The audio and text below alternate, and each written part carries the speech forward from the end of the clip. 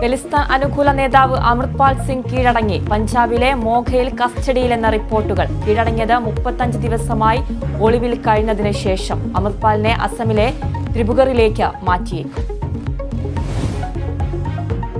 സംസ്ഥാനത്ത് ഇന്ന് ട്രെയിൻ സർവീസുകളിൽ നിയന്ത്രണം. തിരുവനന്തപുരം കണ്ണൂർ ജനശതാബ്ദി റദ്ദാക്കി. എറണാകുളം ഗുരുവായൂർ സ്പെഷ്യലും ഇന്നില്ല. മലബാർ എക്സ്പ്രസും ചെന്നൈ മെയിലും കൊച്ചുവേളി വരെ മാത്രം.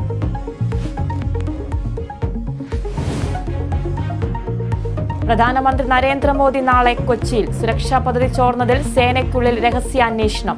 പരിപാടികളിൽ മാറ്റം വരുത്തേണ്ടതില്ലെന്ന് വിലയിരുത്തൽ. കൊച്ചിയിൽ ഇന്ന് ഉന്നതതല യോഗം.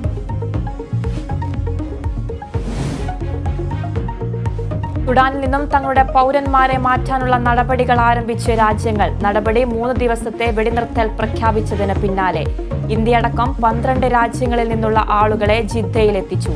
കുടുങ്ങിക്കിടക്കുന്ന വിദേശികളെ ഒഴിപ്പിക്കുന്നതിൽ അനുകൂല നിലപാടുമായി ഇന്ത്യൻ സൈന്യം. കൊച്ചി വാട്ടർ മെട്രോ പദ്ധതി ഈ മാസം 25-ന് നാടിന് സമർപ്പിക്കും. തിരുവനന്തപുരത്ത് പ്രധാനമന്ത്രി നരേന്ദ്രമോദി ഉദ്ഘാടനം ചെയ്യും. യാഥാർത്ഥ്യമാകുന്നത് കൊച്ചിയിലെ 11 ദ്വീപുകളെ നഗരവുമായി ബന്ധിപ്പിക്കുന്ന പദ്ധതി. IPL-ൽ അവസാന ഓവർ ത്രില്ലറിൽ മുംബൈ ഇന്ത്യൻസിനെ വീഴ്ത്തി പഞ്ചാബ് കിങ്സ്.